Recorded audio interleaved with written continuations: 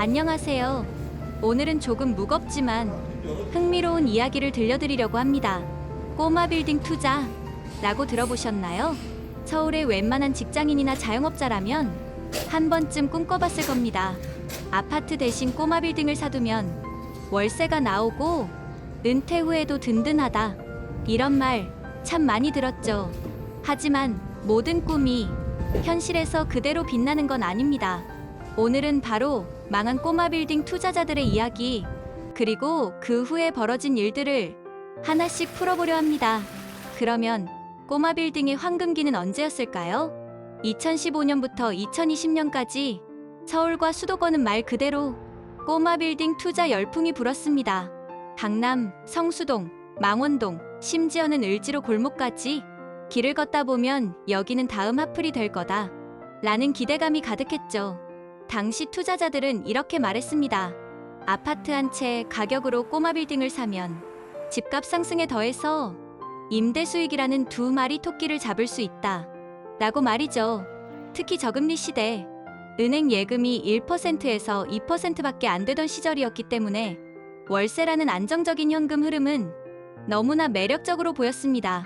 그래서 은퇴 준비를 위해 혹은 재산 증식을 위해, 심지어는 아파트보다 더 멋져 보인다는 이유로도 많은 사람들이 꼬마 빌딩 시장에 뛰어들었습니다. 하지만 꼬마 빌딩은 아파트와 달리 가격이 수십억 단위입니다.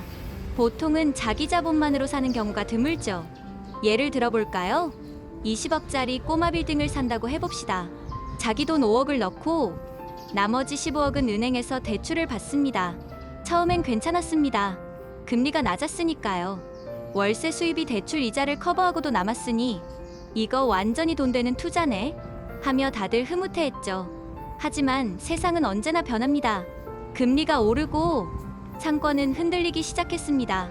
특히 코로나 이후 임차인들이 하나둘 나가면서 월세가 끊기고 공실이 길어졌습니다.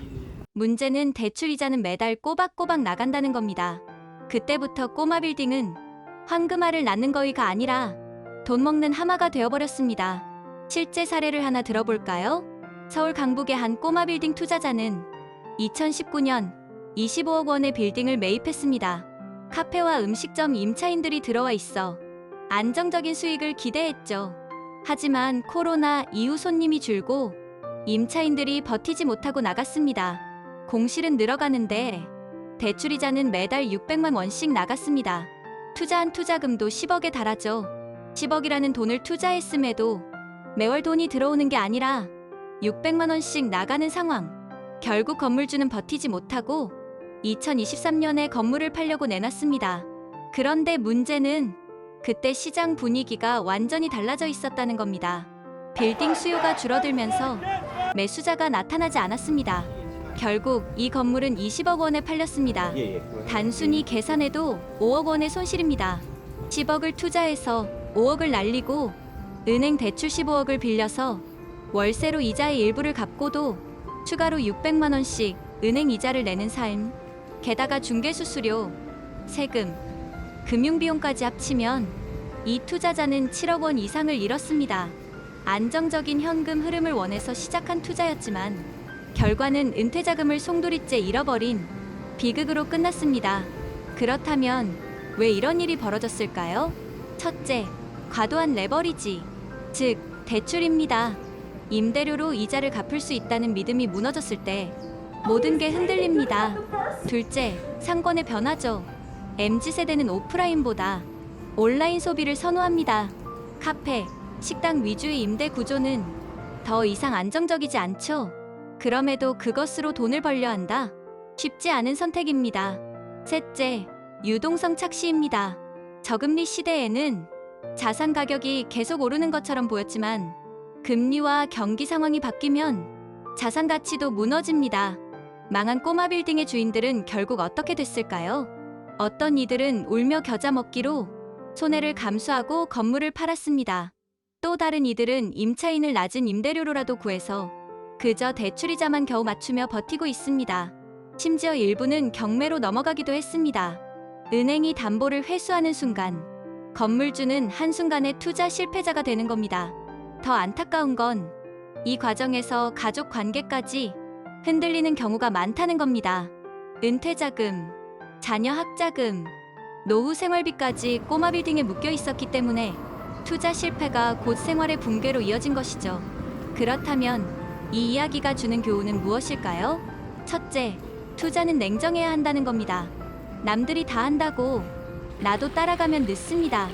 그러다가 큰일 나는 거죠. 둘째, 현금 흐름이 안정적인가? 이 부분에 대해서 깊이 생각을 해봐야 합니다.